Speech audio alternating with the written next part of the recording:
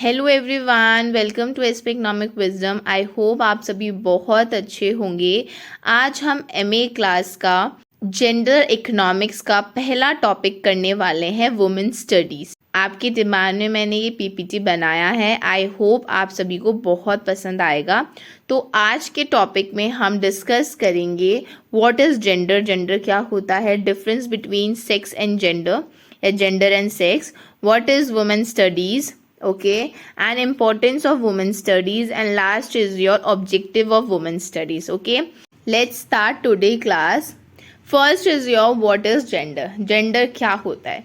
हमें सबसे पहले जो हम जेंडर इकोनॉमिक्स पढ़ रहे हैं, ठीक है, हमारा टॉपिक ही भले ही वुमेन स्टडीज़ है, लेकिन हमें जेंडर क्या होता है उसके बारे में पता होना चाहिए। ठीक है, तो gender refers to the characteristics of women, man, girls and boys that are socially constructed. ठीक है, जेंडर एक सोशली कंस्ट्रक्ट होता है, जिसे हम वुमेन बोलते हैं, मैन बोलते हैं, गर्ल्स बोलते हैं, बॉयज बोलते हैं। ठीक है, it includes norms, behaviours and roles associated with being a women, man, girl और boy, as well as relationship with each other. Next point is, as a social construct, gender varies from society to society and change over time. मतलब जो gender होता है वो time के साथ साथ change होता रहता है। ठीक है, इसको हम डिफरेंस बिटवीन से समझेंगे सेक्स और जेंडर का। जैसे कि आपको यहाँ दिख रहा होगा, gender refers to social, cultural, behavioural and emotions difference between man and women. Okay, next is your sex. Sex refers to the biological and psychological difference between male and female on the basis of their reproductive structures. ठीक है, जो हमारे difference होते हैं mail and female में, वो biological और psychological difference होते हैं। ठीक है, हम ये बोल सकते हैं वो टोटली बेस्ड होते हैं हमारे रिप्रोडक्टिव स्ट्रक्चर से। ठीक है, नेक्स्ट पॉइंट पढ़ते हैं हम जेंडर में। Main categorise of genders are masculine and feminine. ठीक है, जो मेन उसको दो कैटेगराइज में बांटा गया है जेंडर को, एक है मस्कुलाइन और दूसरा है फेमिनाइन। ठीक है, main categorise of sex are male and female. Then gender are influenced by social, culture and behaviour fact. Okay, जो जेंडर है वो इन्फ्लुएंस्ड होता है हमारी सोशल से, कल्चर से, बिहेवियरल फैक्ट से। ठीक है, लेकिन जो हमारा सेक्स है वो डिटरमाइंड होता है हमारे बर्थ से, मतलब बर्थ से हमारे सेक्स को बता दिया जाता है कि हमारा सेक्स क्या है। नेक्स्ट बात करते हैं इसी में ही कि जैसे कि जेंडर में यहाँ बोला हुआ है, अब आपको इजीली समझ आ जाएगा जेंडर और सेक्स में difference. Gender is flexible and its role can be change by time and culture. मतलब कल्चर के साथ टाइम टू टाइम जो हमारी जेंडर है वो फ्लेक्सिबल होती जाती है, उसके रोल्स चेंज होते जाते हैं। जैसे कि women can perform man's role, all the social duties of man, be a doctor, engineer etcetera. Obviously बात है, आजकल लड़कियां पीछे नहीं है, लड़कियां और लड़के में कोई भेदभाव नहीं किया जाता, राइट। तो जो लड़कियां हैं, जो वुमेन है, वो भी बिल्कुल मैन के रोल्स को परफॉर्म कर सकती हैं। ऑल जितनी भी हमारी सोशल्स की ड्यूटीज़ हैं उसको अच्छी तरीके से कर सकती है। वो एक वुमेन एक डॉक्टर हो सकती है, एक वुमेन एक इंजीनियर हो सकती है, एक वुमेन एक टीचर भी हो सकती है, और बहुत सारी चीज़ें। ठीक है, man can also adopt women's social duties such as feeding and caring kids etc. और जो लड़के हैं, जो मैन है, वो अडॉप्ट करते हैं जो वुमेन की ड्यूटीज़ होती है, सोशल ड्यूटीज़ होती हैं, जैसे कि फीडिंग करना, केयरिंग ऑफ किड्स, ठीक है, खाना पकाना, कुकिंग, ये काफ़ी सारी जो चीज़ें हैं वो भी वो चीज़ अडॉप्ट कर लेते हैं। ठीक है, अब वही बात करते हैं सेक्स की। सेक्स में क्या बोला हुआ है कि sex roles can not be changed by the time and culture. जो सेक्स होता है वो तो बाय बर्थ डिटरमाइंड कर दिया जाता है ना, तो हम उसको चेंज नहीं कर सकते हैं। ठीक है, only women can give birth to children and only man can impregnant. ठीक है, जो वुमेन होती है वही बच्चों को जन्म देती है, लड़के उस चीज़ को जन्म नहीं दे सकते हैं। अब चलते हैं हम अपने नेक्स्ट स्लाइड में, जो कि है स्टेटस ऑफ वुमेन। ठीक है, वुमेन स्टडीज़ को जानने से पहले हमें पता होना चाहिए कि क्या स्थिति, क्या स्टेटस हमारी वुमेन की थी। ठीक है, तो यहाँ पर मैंने कुछ पॉइंट लिए, जैसे कि वैदिक पीरियड, मिडिल पीरियड, ठीक है, विद कॉन्स्टिट्यूशन ऑफ इंडिया, और प्रेजेंट पीरियड में क्या क्या स्टेटस है वुमेन के, जिसके कारण आप इजीली डिफरेंस बिटवीन कर सकते हैं। ठीक है, तो वैदिक पीरियड में क्या बोला है मैन के बराबर उनको इक्वल राइट्स दिया जाता था, उन्हें पर्सनल फ्रीडम था, वो इंजॉय कर सकती थी। ठीक है, वैदिक पीरियड में वुमेन की स्टेटस इस तरीके से थी। लेकिन मिडिल पीरियड में क्या हुआ, middle period women had no freedom and were suppressed. Present women had to work at home as well as in the field. Their life was very hard and without love and respect. ठीक है, तो भाई women को कोई भी freedom नहीं थी। ठीक है, और उनको बहुत ज़्यादा हार्ड वर्क करना पड़ता था, घर के साथ साथ उन्हें खेती बाड़ी भी संभालना पड़ता था, जिसके कारण उनकी लाइफ बहुत ज़्यादा हार्ड हो गई थी, और वो भी without love and without respect. ठीक है, तो मिडिल पीरियड पे वुमेन की आप स्टेटस देख ही रहे हैं किस तरीके से थी।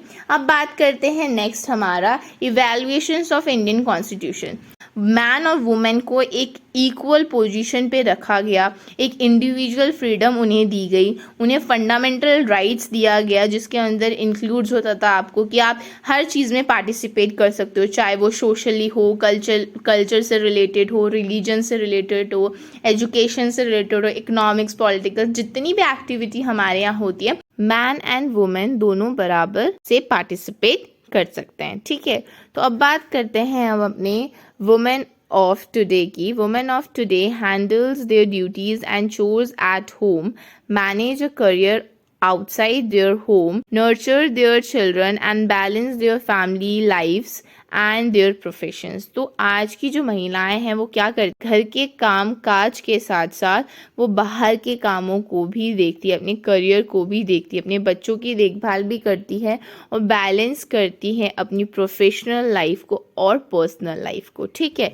अब आगे बात करते हैं, आगे क्या है जो कि बहुत ज़्यादा इम्पॉर्टेंट है, मीनिंग ऑफ वुमेन स्टडीज। तो देखते हैं इसमें पहला पॉइंट क्या है हमारा, women studies began as a field of study in the late 1960s। ठीक है, तो भाई फील्ड ऑफ द स्टडीज़ में जो हमारी वुमेन स्टडी स्टार्ट हुई थी 1960s में, एज अ कैसे, response to the exclusions of women's contributions right and the perspective from the traditional academic discipline. Okay, next point देखते हैं हम, women studies are focus on the men's and the women studies. जो women studies होता है वो सिर्फ women studies पे focus नहीं करता, वो मैन स्टडीज पे भी फोकस करता है।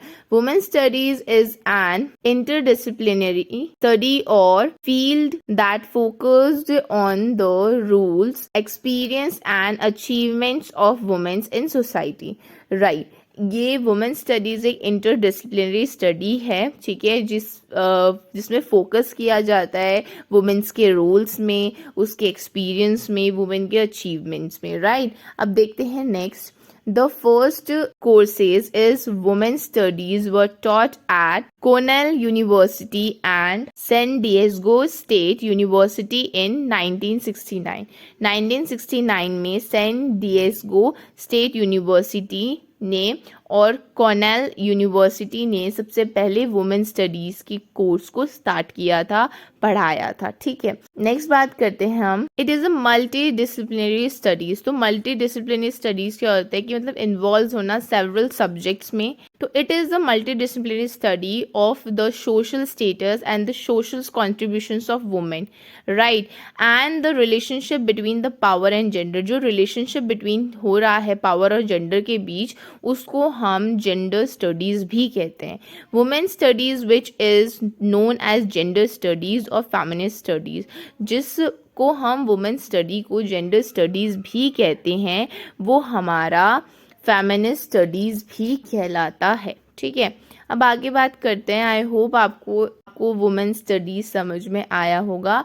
अब हम बात करते हैं इम्पॉर्टेंस ऑफ वुमेन स्टडीज़ की। तो फर्स्ट पॉइंट इसमें ये है कि it promotes awareness of the value of all the people's knowledge of sex. ठीक है, सेक्स के बारे में नॉलेज देना और जितने भी पीपल्स हैं उन सबकी वैल्यू करना, इस अवेयरनेस को प्रमोट किया जाता है वुमेन स्टडीज़ में। It is examine all the spheres of life. जो वुमेन स्टडीज़ हैं वो एग्जामिन करता है all the spheres of life का, जिसमें इंक्लूड्स होते हैं आपके होम, घर, फैमिली, वर्क प्लेस हो गया, religions, institutions, educations, government and the media, family studies and sexuality studies etcetera. बाकी बहुत सारी चीज़ें हैं, ठीक। अब हम बात करते हैं next, it provides a safe environment to explore issues, ठीक है। वुमेन स्टडीज़ एक ऐसा प्लेटफॉर्म है जहाँ पर आप अपने इन्वायरमेंट को सेफ देखोगे और मतलब एक्सप्लोर कर पाओगे इजीली अपनी इश्यूज़ को। किस चीज़ से रिलेटेड? वुमेन से रिलेटेड हो वो, या जेंडर रोल से रिलेटेड हो, जेंडर आइडेंटिटी से रिलेटेड हो, रेस, क्लास, ठीक है, एंड सेक्सुअल से रिलेटेड हो, तो आप ये इजीली एक्सप्लोर कर पाओगे, ठीक है। नेक्स्ट बात करते हैं कि भाई एक साइंटिफिक रिसर्च और उसके एक्सपीरियंस शो करते हैं कि development programs are most effective when steps have taken to improve the status of women. Okay, next is your improvement of women political, economical, you can say economic, socials and health issues, importance to achieve development, ठीक है। जो women की health से related जितने भी issues होते हैं वो बहुत ज़्यादा इम्पॉर्टेंट है कि वो एक डेवलपमेंट अचीव करें, जो हमारी अभी वुमेन की कंडीशन है उससे भी बेहतर हो, कि मतलब वुमेन को हर एक चीज़ में इम्प्रूवमेंट मिले, चाहे वो पॉलिटिकल हो, सोशली हो या इकोनॉमिकली हो, ठीक है। नेक्स्ट बात करते हैं अब हम इसमें, जो कि हमारा ऑब्जेक्टिव ऑफ वुमेन स्टडीज़, ठीक है। तो सबसे पहला हमारा यहाँ पर ये पॉइंट है कि वुमेन स्टैंड फॉर, वुमेन मतलब ऑब्जेक्टिव का क्या मतलब है। जैसे कि इसमें सबसे पहला पॉइंट है कि वुमेन स्टैंड फॉर, वुमेन किस चीज़ों के लिए खड़ी हुई थी, ठीक है। अब ये ऐसा नहीं है बच्चे जितने पॉइंट यहाँ पर लिख रखे हैं बस उतना ही है, नहीं, बहुत सारे पॉइंट्स हैं, आप अपने हिसाब से भी उसमें इंक्लूड कर सकते हो। जैसे give girls access to education, okay, give women platforms to be in power and achieve economic success, ends violence against women and child marriage and etc, ठीक है। better understanding of progresses of social technology and environment changes, okay. क्या है हमारा objective में next point, हम वो देख लेते हैं। recognize and acknowledge of multi dimensional roles played by women, मतलब आप देख सकते हो कि भाई मल्टी डायमेंशनल रोल प्ले करती है एक वुमेन। एक वुमेन वाइफ होती है, एक वुमेन बेटी भी होती है, एक वुमेन पार्टनर होती है, एक ऑर्गेनाइजर भी होती है, एक एडमिनिस्ट्रेटर भी होती है, टीचर भी होती है, मदर भी होती है, इकोनॉमिक्स भी होती है, बाकी बहुत सारी चीज़ें होती हैं वुमेन, ठीक है। तो हमें भाई उस वुमेन को रिस्पेक्ट करनी चाहिए, हम उसको इक्वली इम्पोर्टेंस देनी चाहिए, इक्वली दर्जा देना चाहिए हमें, जितना हम मैन को देते हैं। जितनी हमें मैन को अपॉर्चुनिटी मिलती है उतनी ही वुमेन को अपॉर्चुनिटी मिलनी चाहिए, ठीक है। नेक्स्ट बात करते हैं हम, to contribute to the pursuit of human rights. Next है, women studies promotes the constructions of a better society and more balance in society. Women studies promote करती हैं कि वहाँ पर अच्छी सोसाइटी कंस्ट्रक्ट हो, बेटर सोसाइटी कंस्ट्रक्ट हो, और जितना अभी है उससे और ज़्यादा बेहतर हो, और मोर बैलेंस्ड हो अभी के टाइम के कंपैरिजन सोसाइटी में, ओके।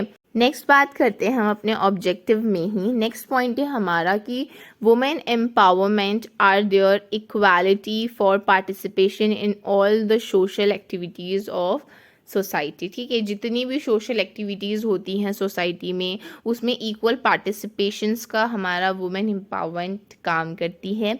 नेक्स्ट है हमारा, to developed its own feminist concept, ठीक है। जो हमारी वुमेन स्टडीज़ है वो डेवलप्ड करती है खुद में एक फेमिनिस्ट कॉन्सेप्ट को डेवलप्ड करना।